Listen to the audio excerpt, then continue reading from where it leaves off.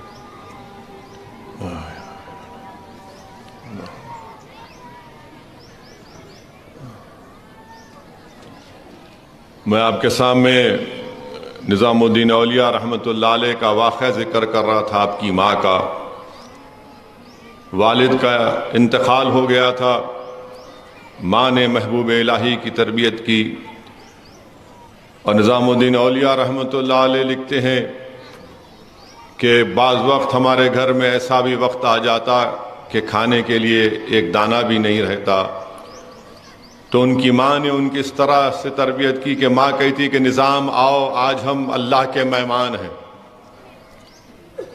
آج ہم اللہ کے مہمان ہیں، ہم اللہ سے دعا کرتے ہیں۔ اور محبوب الہی لکھتے ہیں کہ کوئی نہ کوئی ہمارے گھر کو کھانے کا سامان لا کر دے دیتا۔ اور نظام الدین اولیاء کی عادت تھی کہ جب ہر مہینہ نیا چاند دیکھتے تو اپنی ماں کے آ کر پیر پڑتے، ماں کے ہاتھ کو چومتے۔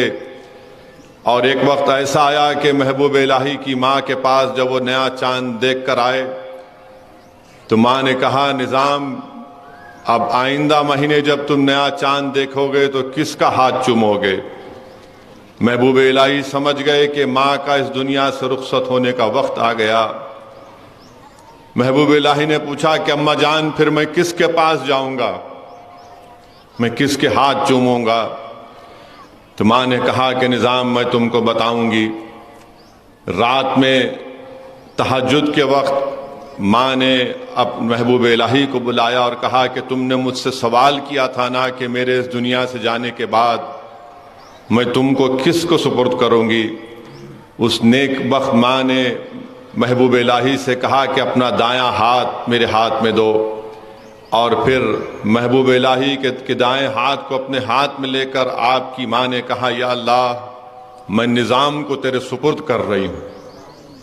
میرے عزیز دوستوں اور بزرگوں، ماؤں کا بہت بڑا رول ہوتا ہے اولاد کی تربیت میں، اور ہم اسی لیے بہت ضروری ہے کہ مائیں اپنی اولاد کی صحیح تربیت کریں، اللہ سے محبت اور رسول اللہ صلی اللہ علیہ وسلم سے محبت، اہل بیت سے محبت ان کے دلوں میں ڈالے، اور قرآن اور سنت کا ان کو پابند بنائے۔ اسی لیے علماء کرام نے لکھا کہ بیٹی ہماری عزت ہے، بہن تو تمہاری اور ہماری ناموس ہے، بیویاں ہماری زندگی کی ساتھی ہیں، مائیں ہمارے تمہاروں کے قدموں میں جنت کہا گیا۔ میرے عزیز دوستوں اور بزرگوں، میں آپ سے یہ کہنا چاہوں گا کہ ہم اپنی بیویوں سے اچھا سلوک کریں، اور یاد رکھیے میں تو مرد حضرات سے کئی مرتبہ کہہ چکا ہوں، بہت سے لوگ مجھ سے تھوڑا ناراض بھی ہوئے، قرآن میں سنت میں کہیں پر بھی یہ نہیں لکھا ہے کہ بیوی آپ کے کپڑے دھونا۔ علماء کرام بیٹھے ہیں، مفتی صاحب ہیں، حسان فاروقی صاحب ہیں، کہیں پر یہی نہیں لکھا گیا کہ بیوی آپ کے کپڑے دھونا، کہیں پر بھی یہی لکھا گیا کہ آپ کو کھانا پکا کے کھلانا،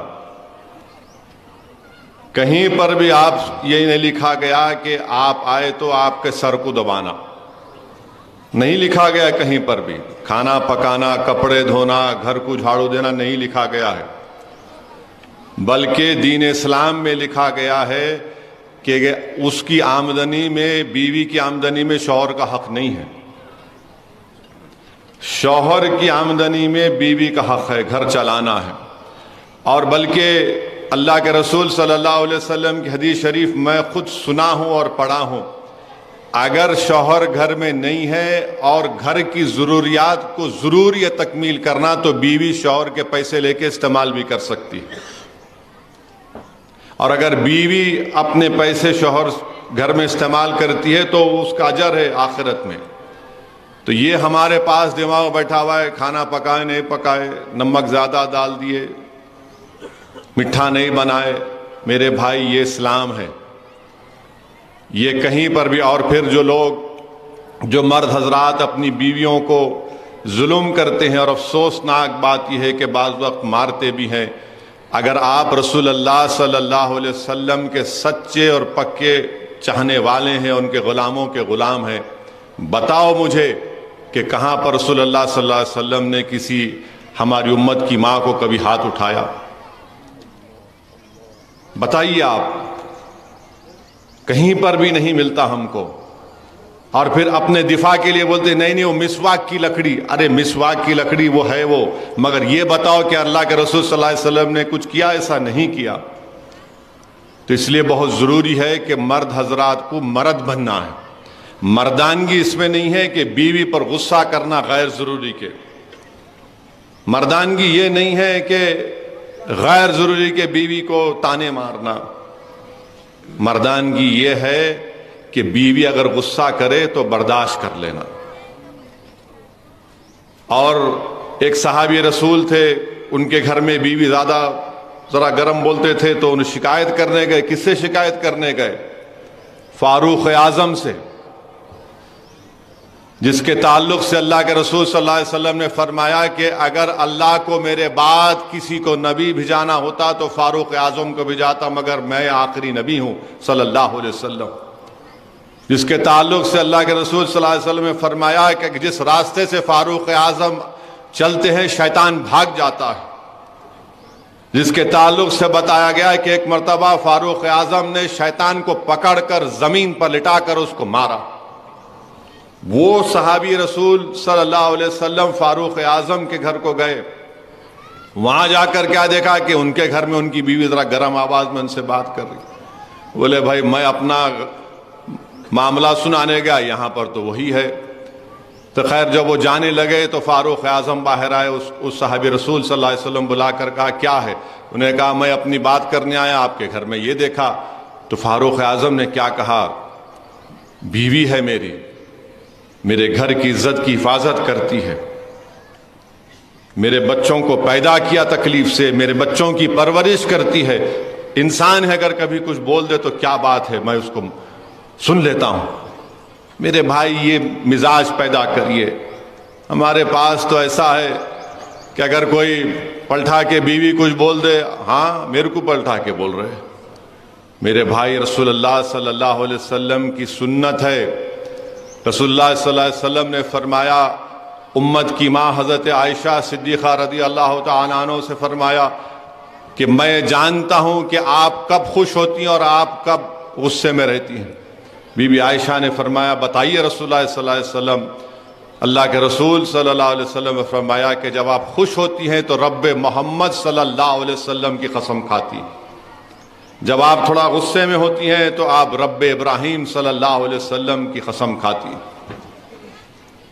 میرے بھائی اللہ کے رسول صلی اللہ علیہ وسلم نے امت کی ماں کے ساتھ ریس لگائی، ریس ہوئی تھی, پوچھئے علماء کرام, حسان فاروقی صاحب ریس ہوئی. ہم کیا کرتے ہیں, سارے رات بھر چورستے میں بیٹھ کے دوستوں سے باتاں کریں گے. 12-1 بجے گھر کو جاتے ہیں, بیچاری بیوی انتظار کر رہی کہ کب آئیں گے ہمارے شوہر. آتے کہ انہیں بولتے نہیں سوئے اب تک تم؟ وہ بیچاری اماں انتظار کر رہی کہ بیٹا کب آتا. میرے بھائی یہ چیزوں کو سنو, سمجھو, اپنی زندگیوں میں انقلاب پیدا کرو. اور ہماری ماؤں سے میں اپیل کروں گا, آپ کے سامنے ایک زندہ مثال پیش کر رہا ہوں. 20,000 بچے غزہ میں شہید ہو گئے. 20,000 بچے غزہ میں شہید ہو گئے. آپ ایک عورت کا ویڈیو دکھاؤ میرے کو جو شکایت کر رہی ہے. ایک ماں کا ویڈیو دکھاؤ جو شکایت کر رہی ہے. سب یہی کہہ رہے حسبنا اللہ و نعم الوکیل انا للہ و انا الیہ راجعون. سب یہ کہہ رہے ہیں کہ میں نے مسجد اقصی کے لیے اپنی اولاد کو قربان کر دیا. سب یہ کہہ رہے ہیں کہ ہم نے اس بربریت کے خلاف, ان ظالموں کے خلاف نہیں جھکنے کے لیے اپنی اولاد کو قربان کر دیا. اپنی اولاد کی ایسی تربیت دو. یاد رکھو وطن عزیز میں بھی اگر ظلم بڑھے گا تو ان ماؤں کو اپنی اولاد کو اس طرح بہادر بنانا پڑے گا. 20,000 بچے مسجد اقصی اور بیت المقدس کے لیے اپنی جانوں کو قربان کر دیا. ان ماؤں نے قربان کر دیا اپنی اولاد کو. معصوم بچے ہیں, 6 مہینے کے, 1 سال کے, 2 سال کے. کم سے کم لوگ ڈیٹا بولتا ہے, لوگ بولتے ہیں کہ ہزاروں کی تعداد میں بچے یتیم بھی ہو چکے ہیں. آج الحمدللہ آپ سکون میں, امن سے اپنی زندگی کو گزار رہے ہیں. میری ان ماؤں سے, ان بہنوں سے, ان بزرگوں سے اپیل ہے کہ بھارت کی مسجدوں کو آباد رکھیے. ہر باپ کی ذمہ داری ہے کہ جب بچہ بڑا ہو جائے تو اپنے ساتھ اولاد کو صرف جمعے کے دن یا عید کی نماز میں یا رمضان میں نہیں بلکہ روز مسجد کو لے کر جاؤ. آپ, میں بار بار کہہ رہا ہوں مسجدوں کو آباد رکھو.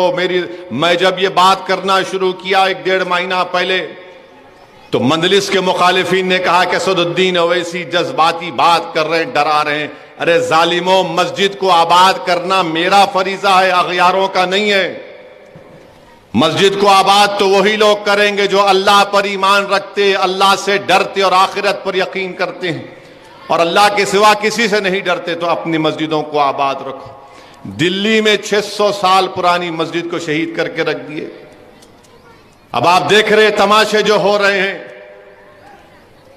کہ کس طریقے سے مسجد کو چھین لیا جائے. لوگ تنقید کرتے ہیں, مجھے پرواہ نہیں ہے اس کی, بھاڑ میں جائے وہ لوگ.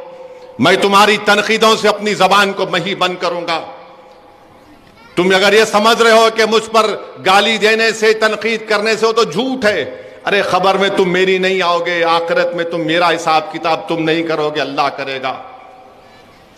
میرے عزیز دوستوں اور بزرگوں, اس لیے اپنی مسجدوں کو آباد رکھو. اور ماں اور بہنیں, اللہ کے رسول صلی اللہ علیہ وسلم سے ایک صحابیہ نے پوچھا, رسول اللہ صلی اللہ علیہ وسلم مرد حضرات تو مسجد میں جا کے نماز پڑھتے, ہم کیا کریں؟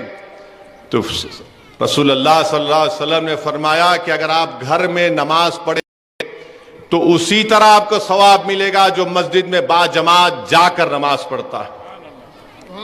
اللہ کے رسول صلی اللہ علیہ وسلم نے فرمایا کہ جو مائیں رات بھر جاگتی ہیں اپنی اولاد کو پالتے وقت, ان کو اس طرح کا اجر اور ثواب ملے گا جو ایک مجاہد پورے میدان میں باطل طاقتوں سے سامنے ٹھہر کر مقابلہ کرتا ہے. ان ماؤں کا کیا اجر ہوگا جن کی اولاد میں ڈاؤن سنڈروم ہوتا ہے یا ان کو مختلف بیماریاں ہوتی ہیں, ان کا مقام تو اللہ ہی جانتا ہے کیا ہوگا. بہرحال عزیز دوستوں اور بزرگوں, میری زدہ اور ماں اور بہنوں, دین اسلام کو اگر بلندی ملی, کامیابی ملی تو صرف اور صرف قرآن اور سنت کی تعلیمات پر عمل کرنے سے ملی ہیں. اسی لیے ہم تمام کو کوشش کرنا ہے. میں مفتی مستان صاحب کا شکریہ ادا کرتا ہوں, مبارکباد دیتا ہوں کہ انہوں نے آج اس خواتین کا ایک عظیم الشان اجتماع عمل میں لایا, اور یقیناً ہم آبادی کے 50% حصے کو کبھی بھی ہم چھوڑ نہیں سکتے.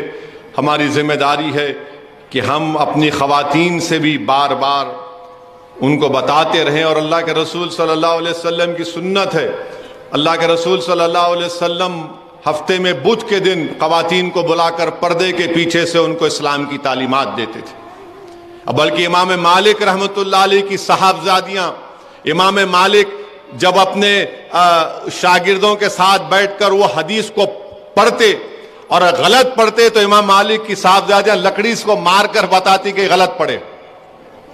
تو یہ چیزیں ہیں جس پر آپ کو ہم کو غور کرنا ہے۔ میں زیادہ وقت نہیں لینا چاہتا ہوں، بس آپ جیسا کہ مفتی مستان صاحب نے کہا کہ آپ مجلس اتحاد المسلمین کے لیے دعا کرتے رہیے۔ آپ اسد الدین اویسی کی شخصیت کے لیے مت کریے، میرے جیسے لاکھوں لوگ آئیں گے چلے جائیں گے، اس زمین کی غذا بن جائیں گے۔ جماعت باقی رہنا چاہیے، جماعت مضبوطی سے باقی رہنا چاہیے، اور رسول اللہ صلی اللہ علیہ وسلم کی حدیث ہے کہ بڑی جماعت کا ساتھ دو، ان ظالموں کا، ان باطلوں کا، ان منافقین کا ساتھ مت دو جو ہمارے اتحاد کو تارا تار کرنا چاہتے ہیں، جو ہمارے اتحاد کو توڑ کر انتشار کو عام کرنا چاہتے ہیں، اس لیے کہ وہ اپنی انانیت کو اس سرزمین پر منانا چاہتے ہیں۔ وہ اجتماعیت کو نہیں بلکہ اپنی شخصیت کو، اپنی انفرادیت کو منانے کے لیے اتحاد کے دشمن ہیں یہ لوگ۔ تب مجلس اتحاد المسلمین کے لیے دعا کرتے رہیے۔ وآخر دعوانا الحمدللہ رب العالمین۔